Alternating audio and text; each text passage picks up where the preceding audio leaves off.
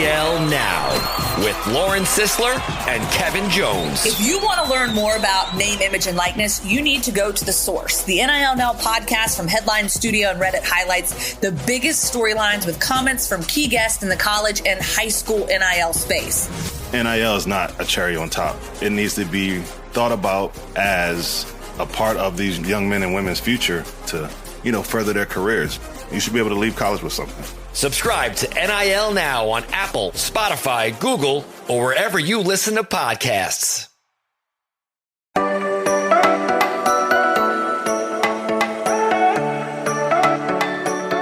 We reached the middle of another week as we are literally wrapping up the month of March. It is March 29th. April is going to be this weekend. Hard to believe, but that just means we're getting closer and closer to draft season. But first, we're going to continue grading and ranking where the Bengals depth chart stands today. Moving on with the defense. Welcome into another offseason edition of the Strictly Stripes podcast.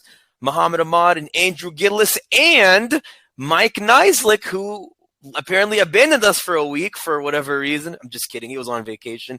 He is back in the saddle with us. So you got the whole crew together for the first time in well over a week, which is hard to believe. Time really flies like that.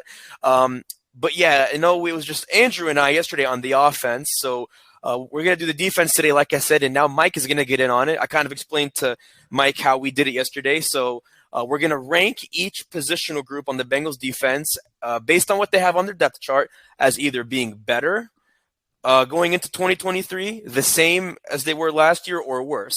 And we're going to kind of keep tally like a win-loss tie column. So if they get better, that's a win. If they don't, it's a loss. And if they stay the same, that's a tie. So we're going to do it position by position and kind of tally it up at the end. So we're going to start on the defensive line like we did with the O-line yesterday, and we're going to start at left defensive end. Now, mind you, the Bengals have a 5-2 base defense, but just for consolidation purposes, I had it divided as left defensive end, left defensive tackle, right defensive tackle, right defensive end, and then the two linebacker groups. But starting with left defensive end, we've got Sam Hubbard, of course, coming back for his sixth season. Right behind him, Cam Sample, who's been a rotational player since 2021 when the Bengals drafted him.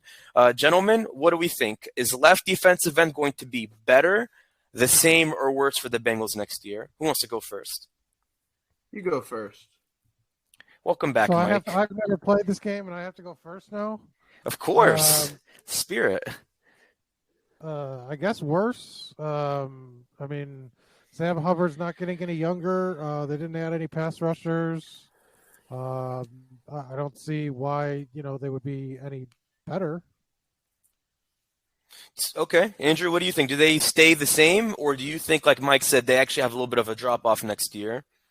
Yeah. I think, I said yesterday, there are positions along the roster. I mentioned Ted Karras is one that was going to stay the same, but you're feeling good about. You obviously feel good about Sam Hubbard, but you don't feel good about the pass rush as a whole. So I'm going to say it stays the same. It's just I don't know if you're feeling good about where this defensive line is at.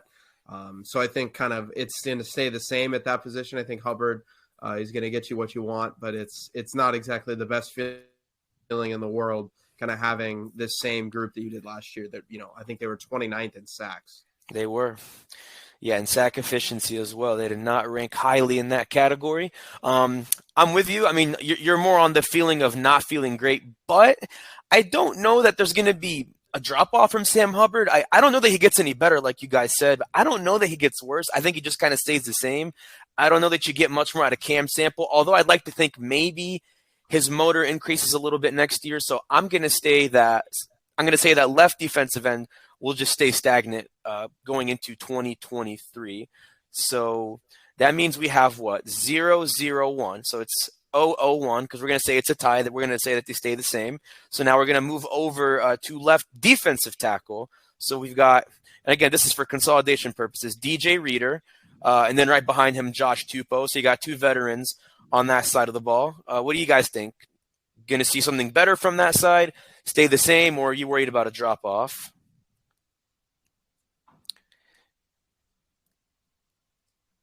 Andrew? I thought Mike was going to go. Whoever wants to go, it's a free-for-all. So I think you can kind of look at this a couple different ways. DJ Reader only played in 10 games last year due to a knee injury. So, hey, if you think you're going to get, 15, 16, 17 games out of DJ Reader, I think you're feeling better about this position. But that also kind of comes at the cost that, hey, he's going into his 8th NFL season. He's played 91 games in his career in the NFL. That's a lot of snaps for a guy that big. So I think it's fair to say stay the same. When Reader was on the field, he was really good. You worry about a potential drop off, and I think any kind of potential drop off, you still like DJ Reader as a player, but if there is any kind of drop off, I think it kind of gets mitigated by having him in the lineup for if you're going to get him for more than 10 games. Yeah, I'd say probably stays the same just because if Reader is healthy, there might not be any drop. But I think it's concerning that they didn't add any help for him. I don't think this is a really all that deep group at defensive tackle. So it kind of forces him to play a lot of snaps like he did when he came back from injury right off the bat. So you're putting a lot of pressure on him to stay healthy, which he's only done kind of one of the last 3 years. So I think that's going to be tough, but you hope we can get, a full season and then that it lifts the whole group. But it's a lot to ask, but if he plays that the production at least will be better if he plays a full season. Yeah, I think it's unanimous, like you guys said. I think it just stays the same. There is also, of course, the concern that he's getting closer to the age of 30 and he's played a lot of snaps in his career. But, if he stays healthy and he plays like he did when he came back from his injury, I would think that the Bengals will get just about the same as what they got the year before. So we're going to stay left defensive tackles, stays the same based on what the depth chart says going into next year. So now for keeping tally, correct me if I'm wrong, guys, because I have a Ramadan brain, so I might miss a few numbers. We're 0-2 right now, so 0-0-2. Two position groups staying the same. Moving over to the right side of the defensive line, we're going to go to right defensive tackle. There we have grouped together from top to bottom, B.J. Hill going into his 3rd year with the Bengals, Zach Carter coming off his rookie season, and Jay Tufele, who played a depth role after the Bengals got him off of waivers before the start of the year last year. Better, same, or worse at right defensive tackle, guys, going into next year? Yeah, I think it's another, stay the same. I don't think it's necessarily a positive stay the same. And it's nothing against BJ Hill. I just think, you kind of look at where that defensive line is and you need somebody to take a step forward. And frankly, there are a lot of guys that are kind of nearing their 30s. It's, not to say that, they're elderly people, but you need some kind of youth injection on that defensive line, especially if it's not this year. So you need something to happen up front. And, BJ Hill in the 3 tech, I think you're fine with him there. But, I think you stay the same. And, again, it's not inspiring that you stay the same kind of, I think, across the board on the defensive line. Well, looking at it, DJ Hill played surpassed his career high in snaps by a wide margin.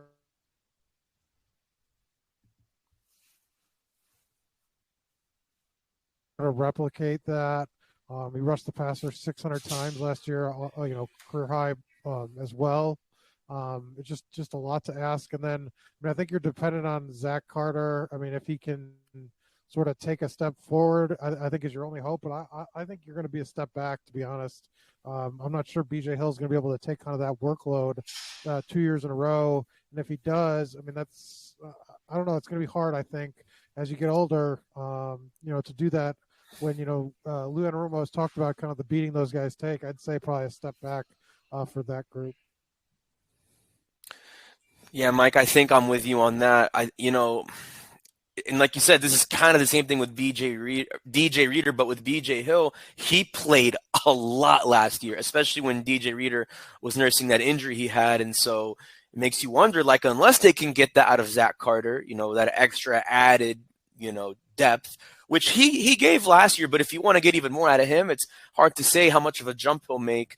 And this kind of echoing what Andrew said, if it's staying the same, it's not a good stay the same. So I think we could say that this is a position that might regress in 2023. So Keeping count, it's 0-1-2. We have one position group being right defensive tackle, potentially regressing, with the other two positions on the left side staying the same. Then wrapping up on the defensive line, we've got right defensive end. You got Trey Hendrickson, Joseph Ossai, and Jeff Gunner. Hendrickson's coming off of back-to-back Pro Bowl years, although his sack production dropped a lot. Joseph Ossai showed some upside playing in his first full season healthy. Gunter was mostly a special teams role guy who was inactive most of the year. But looking into 2023, how do we feel about that side of the defensive edge rushers going into next year? I think. Well, I guess go ahead. Oh, go ahead, Mike. No, I was waiting for you, so go ahead. Yeah, I think it's the slightest possible increase in optimism here with that, with adding Ossai. You mentioned it, Muhammad. He missed his first year. He had a meniscus injury. Then he comes back year two. Get 16 games out of him. You get 3.5 sacks. You had that really timely sack against Mahomes in December. Cincinnati in that December game. It was like a third down play, I believe. So it was. I think if you can get something off the bench from him, kind of as a pass rusher on certain downs, you're feeling better. So I'm going to say you're actually feeling better about this. I don't think that should kind of preclude you from still trying to upgrade that position in the draft. So, I think you're feeling better about kind of Joseph Ossai's production. Trey Hendrickson, I mean, he had 8 sacks last year. You kind of know what he is, but with Ossai, you expect some kind of improvement. If you get that from him, you're feeling better there, but it's not exactly the biggest jump in the world. I'd say getting worse. Osai's coming off another injury. Obviously, he had a torn labrum, so he had surgery. It just seems like a guy that can't, stay healthy. In terms of 2 major injuries here, in early in his career. That those add up quickly. I think Trey Hendrickson, he's turned 28 at the end of last season. He'll turn 29 in the middle towards the end of the 23 season. Teams have kind of, I think, kind of figured out the formula how to block this team, especially when they're not getting as much production from the other guys. And Hendrickson's, I think, consistency kind of suffered because of that, just because, he is the focal point. And they, did a lot to take him out of games. He was quiet for, I think, lengthy stretches last year. So I think it's tough that when they didn't add somebody in that group, on either in the interior or the edge, I think it's going to be tough to sort of maintain what they've done, because it was a big drop off last year from the run of the Super Bowl. So I think you're going in the wrong direction as these guys get older, and you're not providing a ton of help to that group. So you guys both make really good cases. Andrew kind of talks about, Ossai being a young, healthy player, but then Mike also makes a point that he had surgery after the AFC Championship game when he slid out of bounds, when he pushed Mahomes on that last play. So, and then you talk about Hendrickson, like his numbers haven't really gone in the right direction. But I also wonder, will Hendrickson change his game up, or is it just inevitable that, again, he's a guy getting close to 32. Is there going to be an inevitable drop-off? I don't know. I think I'm going to have to say I think it gets better, to be honest. I think because, like Andrew said, although, he had the surgery, Ossai did, I think he'll be healthy. I think, he'll get juiced up for year 3. I guess technically year 2, but it's his 3rd season.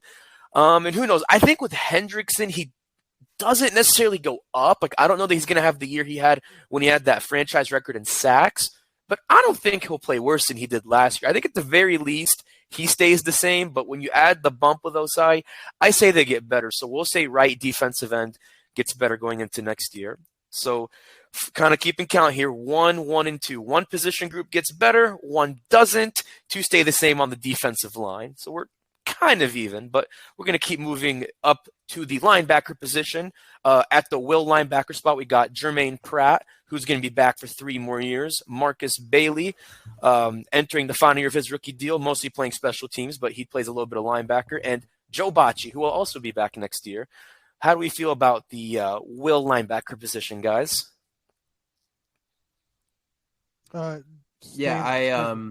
I mean, I don't really, see any difference. I mean, Jermaine Pratt, and Logan Wilson are both sort of ascending players, I think. I mean, although Jermaine kind of had a career year as of right now, might be tough to match what he did. I think that he'll be good enough where there's no drop off at that spot. Yeah, I'm going to say, I guess kind of like I was talking about just with defensive end, I'm going to say worse, but I don't think worse is necessarily, a major drop. Jermaine Pratt, like Mike said, he had a career year last year. He had 99 tackles. He had two or three interceptions. I have to look that up. But he had a few interceptions. He was kind of noticeable in the pass game, just in kind of how they used him. He played more snaps than he ever had. I think he had a career year. I think he's still going to be really good. I don't know if it's fair to expect, borderline Pro Bowl level from him every year. Okay. So you're saying kind of stay the same. Mike is saying worse. I say stay the same. I said stay the same. Oh, you said stay the same. Okay. Actually, no, you did say that. I'm sorry. I misheard you. Yeah, you said something else besides that. I misheard that. So yeah, stay the same. I'm with you guys. I mean, Pratt is definitely, he's good for where he is in his career. I think he's got a lot left in the tank, but yeah, I think they're just going to get what they got out of him last year and keep it that way. So we're going to say Will linebacker stays the same. I think that also goes with their depth too, with Marcus Bailey, Joe Bocci, nothing crazy there. But moving over to the Sam position, you got Logan Wilson and Akeem Davis-Gaither. I know you guys said that Logan Wilson's going to kind of stay the same, but when you look at Akeem Davis-Gaither, does he get better? Does he make that specific linebacker spot better in 2023? What do you guys think on that side of the linebacker spot? Well, it sounds repetitive, but I just feel like it's going to stay the same. I don't know how much Akeem plays. They don't go to the 3 linebacker package very often. Logan Wilson's a guy that's going to play, every down that they have a linebacker in, basically almost. And so I think he's not going to, I still think he's improving, but I don't know how much that group as a whole will sort of get, lift the team up. I still think that, but they'll good production out of that group, but the linebackers don't sort of drive this defense either. So I think stay the same. Yeah, I think you're going to stay the same too. You kind of look at some of the linebacker positions with just kind of the guys that they have, and there's really not a change there. Akeem Davis-Gaither, we really only saw him play significant snaps, when there was an injury or when they played the Ravens. So, Logan Wilson, like Mike said, kind of drives that unit. So I think you're staying the same. I think Logan Wilson, he's going into a contract year, unless he gets extended at some point this offseason or around then. But I think he actually maybe gets a little bit better, but maybe not much better because he's playing as well as he can play. So I'm going to just go with you guys on this one. I say he stays the same, just like the other side of the linebacker position with Jermaine Pratt. So we got the linebacker position out of the way. We got the defensive line out of the way. The tally right now is 1-1-5. One position group gets better, one doesn't. And then we got 5. No, wait. Yeah, we got 5 spots getting better, staying the same, I should say. So 1-1-5. 1-1-5. So we're making progress. We're making segues. When we come back, stay with us. We are going to round up our defensive depth chart grades with the secondary and answer a few questions about the Bengals offensive line we didn't get to yesterday. Much more to come right here on the Strictly Stripes podcast. Hey there, it's Muhammad Ahmad from the Strictly Stripes podcast, and if you still don't know what Cincinnati Football Insider is, listen up. It's a community of fans who want the inside scoop on the Bengals and a direct connection to the podcast and the reporters who cover the team. Here's how it works. Andrew, Mike, and I will text your phone a few times a day with breaking news, analysis, and our insights on the Bengals, and it's the inside scoop on what we're hearing, and we're giving you the inside word before it even hits social media. If you join Cincinnati Football Insider, you get to participate on the podcast, and you can text us directly. It's a great way to cut through the clutter of social media for just $4.99 a month. Still not sure? Just try it for 2 weeks, and if you don't like it, you can text the word STOP at any time, but you won't want to cancel once you join the community of hardcore Bengals fans. So here's how you get on board. Text 513-940-4193 or go to cleveland.com/Bengals and click on the blue banner at the top of the page. It's a great time to join as we're covering the NFL Draft, OTAs, mini camps, and much more to come later this year. So give us a try for 2 weeks and see what you think. Just text again the number 513-940-4193. All right, and thanks for staying with us on the Strictly Stripes podcast. Moving forward, continuing grading our defensive depth chart, we're going to move into the secondary, starting with the cornerback room. At left cornerback, you have Chidobe Awuzie, who obviously his status for the start of the regular season is up in the air as he's rehabbing his torn ACL. Behind him, you have Sidney Jones, who the Bengals signed this week as an insurance piece in free agency. So as of right now, with Eli Apple being a free agent, that's what you got on that side of the ball. This is an interesting one, guys, because, again, we don't know about Cheeto's health going into next year, but how do you guys feel as of right now just about where that specific left cornerback position is going into next year? Yeah, this is probably the most interesting one, I think, on this defense. Cheeto was playing at a borderline Pro Bowl level, before he was injured last year. I mean, do you kind of look at this injury, or do you look at this position as, hey, here's what it was before October 31st? Or do you look at it and say, here's what it was from November 1st through the end of the season? Because, I think that matters. Cheeto's health obviously matters. Coming back from an ACL injury that, really you couldn't start rehabbing until the beginning part of November. That's not easy. That's hard to say. I mean, obviously, I think Cheeto's a better player than Eli Apple. If Cheeto's healthy week one, you're feeling better about that position than you did when Eli was there. But for now, I think you kind of have to just stay the same as a cop-out because you don't know what Cheeto's health is going to be. You don't know kind of what he's going to look like in his return. I mean, maybe it takes him 4 weeks, 6 weeks, 8 weeks to kind of get his feet under him.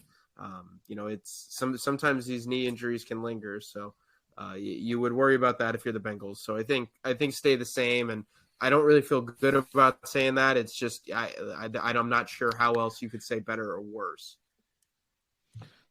Yeah, I think it has the potential to swing both ways, right? If Jovi doesn't land back healthy, that this could be, much worse, especially depth-wise, or if he kind of, I guess he's exceeded kind of what they, the rehab timeline so far.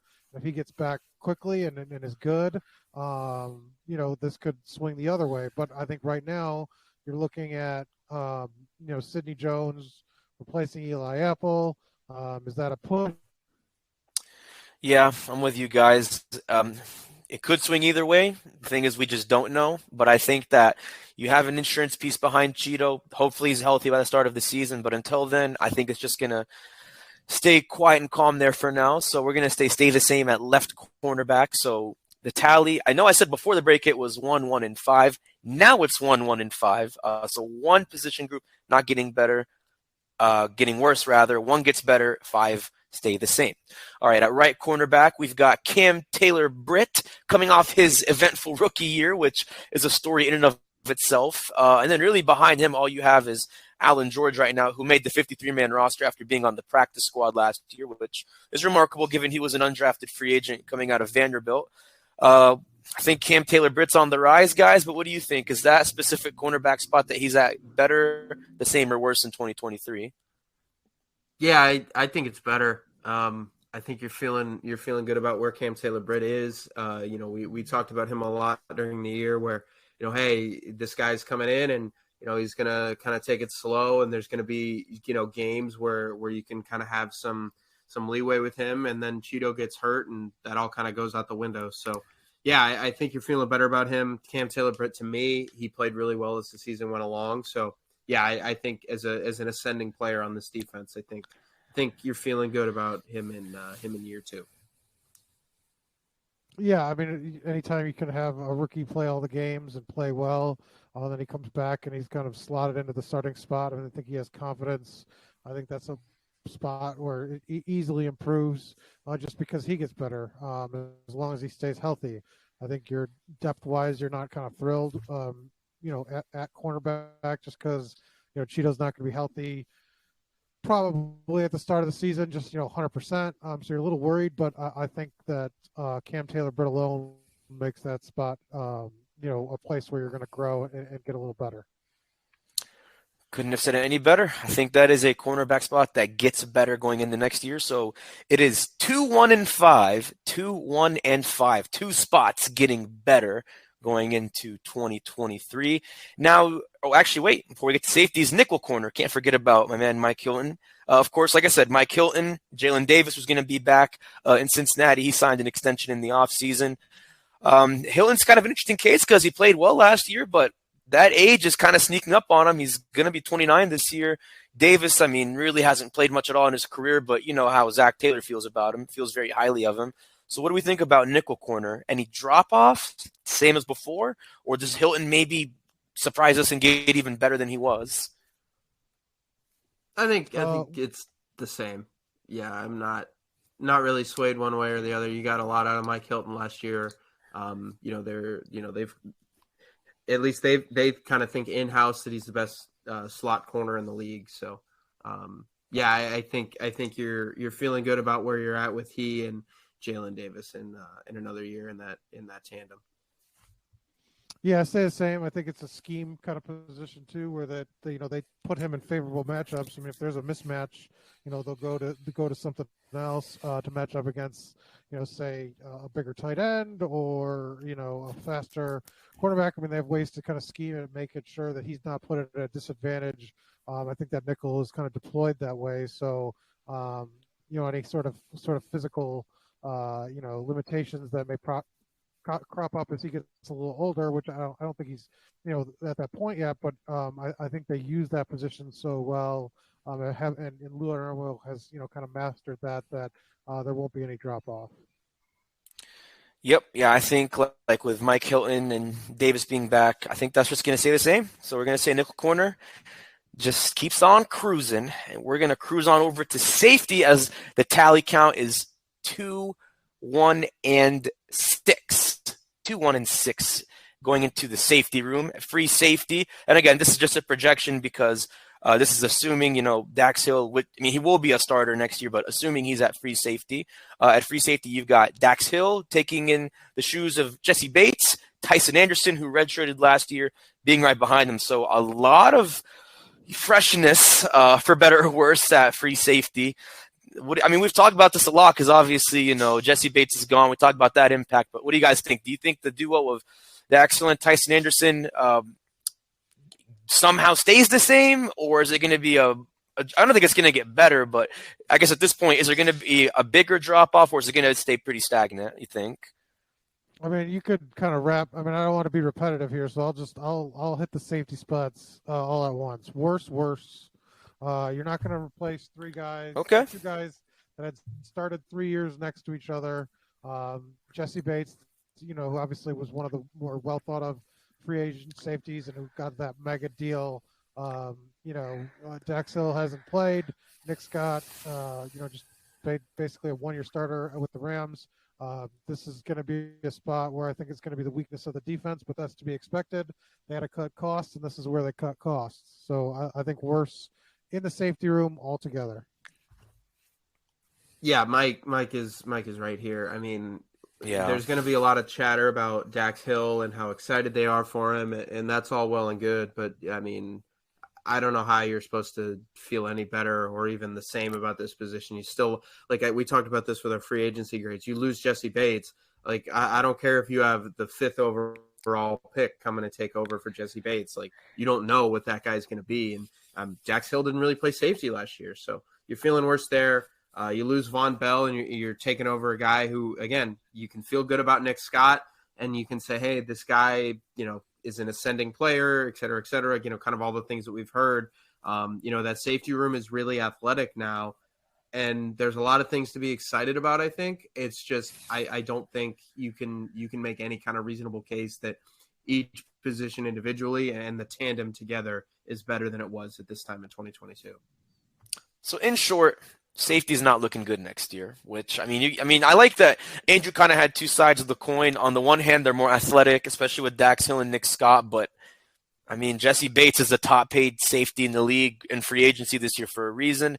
Von Bell was very versatile as well as he was. And so, yeah, I think those both get worse. So, I mean, that doubles up there. So the final tally count is 2 spots get better, 3 get worse, 6 stay the same. So I guess, I mean, this is just based on our assessment of each, position by position ranking. But at the very least, if the Bengals defense doesn't get worse, it's not going to be much better than what we saw last year, which you're talking about statistically a down-the-middle defense that looked like it was more than a down-the-middle defense. But obviously, guys, we're basing this based on the depth chart now. We don't know what the draft is going to hold, so they could fill a few more spots, like especially in the secondary. We don't know, or up front on the D-line. But, I mean, heading into the NFL draft, which is hard to believe, less than a month away at this point, are you just not overall, like just in general, not really feeling good about this defense, or are you just feeling kind of mellow about it? I mean, I don't know how you feel better than you did a year ago about this defense. I mean, I kind of made the case that I think you need to upgrade the pass rush more than anything this offseason, and that kind of included tight end and running back and offensive tackle. I think you need to get after the quarterback more. Linebacker, you stay the same, but I mean, at corner, you've got Cheeto coming off an ACL. You've got 2 new safeties. I mean, to me, I don't know how you can look at this and say, hey, this is kind of where we're at and we're feeling good about it. I think you kind of need to add some stuff in the draft. And it's not better than it was a few months ago. I'll say that. Well, I think you kind of expected it because the money was going to swing to the offense just based on kind of what you had to spend. And then after they signed Orlando Brown, there was really no way they were going to spend any money on the defense in terms of, acquisitions. I mean, obviously they re-signed kind of surprise, Jermaine Pratt, but that's sort of treading water in the sense that, they lost 2 of their better players in the secondary, and those 2 of the better players on the defense. So you're taking a step back. You don't have a ton of bright young talent here. I mean, Cam Taylor-Britt's probably the exception. I mean, Dax Hill could be, but we just don't know yet. So I think, talent-wise, you're taking a big step back, and you're hoping scheme and some of the veterans can kind of patch those holes, and then obviously you can just outscore teams with Joe Burrow. But defensively, you're going to be worse next year. I don't think there's any question statistically that's. I just don't think that there's any way to avoid that with the way this team is now built. As you spend, just a ton of money on the offense, kind of in the coming years with having to spend, all that on Orlando Brown, add Joe Burrow's extension, Jamar Chase's extension, and then maybe a T. Higgins extension. So there's just no way around it. Nowhere to run, nowhere to hide. That is the state of the Bengals defense going into next year. Just to kind of wrap up with one question, guys. I know we've talked a lot of defense, so I'm kind of contradicting here with an offensive question. I wanted to ask this yesterday, but wanted to wait till Mike got back because I think it's an interesting one. So obviously we weren't at the NFL's owners meetings in Phoenix, but one thing that was talked about with Zach Taylor earlier in the week was kind of the state of the offensive line, the situation with Jonah. Obviously, he said that the plan is for him to be at right tackle next year, but he kind of, and I'm loosely quoting him here, he said that Jonah would have to compete to be at right tackle, not necessarily just kind of have it handed to him. Obviously, maybe that's in regards to you got La'el Collins there, so that could be it, but it makes me wonder too, and Jay Morrison kind of wrote about this in The Athletic, and that's where I think this is a good question. Do you think he might be implying that Jackson Carman could be in the mix for competing at that right tackle spot? Or do you think that's just coach speak for, everyone's competing for every position, essentially? I think you get a lot of coach speak in the offseason. Yeah, I agree with Andrew. I think you're leaving it open. You don't want to get Jackson Carman discouraged that he can't compete for it. But also there's uncertainty if Jonah Williams will be on the team. So, I think that's sort of what that means, right? Like, you don't know if you're going to trade him. You don't know if you're going to have him. So you hope he comes in and competes. I mean, what else is he going to say? I think, that's kind of where they're at right now, and they're going to weigh their options as the offseason goes on and what happens in the draft. Yeah. Maybe this is a silly question, but should Jackson Carman compete at right tackle? I mean, if Jonah Williams is not there, should he compete? Well, who else would? I mean, you're not going to slot an injured La'el Collins in there. What if he's healthy and you say, oh, well, La'el is healthy, but we don't know if he's the same as last year. Like if he's healthy going into training camp and Jonah Williams gets traded, hypothetically, obviously, does Jackson Carman make a case for competing? I mean, Jackson Carman's going to compete. Even in the generous timeline, I don't think La'el Collins is going to be 100% at the start of training camp. I mean, he basically said that was the exception when he was talking about the competition, that they don't know what to make of where Collins will be. So I think, Jackson Carman will be in the discussion. Yeah, fair enough. But no, I just thought that was interesting. It made me wonder, like, is that just coach speak, or is there maybe something that we don't know as far as like a shift? But yeah, I think that speaks for itself. Just wanted your all's thoughts on that. But to kind of wrap up, we talked about all this football. But Mike, you were at Universal in LA, I guess Burbank technically, and you were at Disneyland. I have never been to either of those places. I've only been to California once in my life, and it was not Los Angeles. I mean, obviously you have your two kids, you took them there, they had all the fun, but I mean, like, what did you think? Was it pretty cool? Like Disneyland, Universal, pretty cool spots? Well, we went to go to the new Mario Land. We're all a very big Nintendo family. That's right. At the point, for anybody that has any sort of passing interest in that character or video games in general, it was a really cool, impressive sort of, if you do theme parks, it's sort of impressive thing that they built and designed, and feels like you're walking into a level of the game. In Disneyland, obviously I haven't been in, a lot of years, but, also has some immersive experiences, whether it's the Star Wars land or the Cars land. Some very cool stuff out there. But I mean, I could do a couple podcasts on going to those parks, but it was fun. A good time was had, and hopefully the kids made some memories. Now, isn't there a movie coming out? A Super Mario movie coming out? Yeah, in the next, I think it's a week from today. Oh, really? Okay. Oh, wow. Yeah, like I saw the trailers and I was just like, okay, I figured that would be kind of right up your alley, but I wasn't sure. We'll be going on opening day. Yes. Well, there you go. Well, I hope you enjoy that. I will not be there opening day, but so I won't see you there. But I hope you and the family enjoy the movie. I'll tell you how it is. I almost forgot about that, but yeah, when we get back on this podcast after you watch that, let me know how that goes, because maybe after Ramadan is over and I'm more like free and open to watch some movies and stuff, I'll definitely have to go check it out. But no, I'm glad you had a good time. Like I said, I've never been to either of those parts, or those parks, I should say, in LA. So maybe if I'm ever out there one day, or if, fast forward a few years from now, I'm married with kids, I'll have to take them there, because that sounds pretty cool. But stay with us, because tomorrow we've got a special podcast. I don't want to give too much away, other than it's about Joe Burrow, who you can never have enough Joe Burrow talk, right? So we're going to talk a lot about Joe Burrow, and I'll give away a little more. His contract extension, kind of some thoughts and talks on that moving forward. So make sure you tune in for that tomorrow. But once again, for myself, Mike, and Andrew, I'm Muhammad Ahmad. Enjoy your Wednesday. Enjoy the sunshine if you're in Cincinnati, and we'll see you Thursday.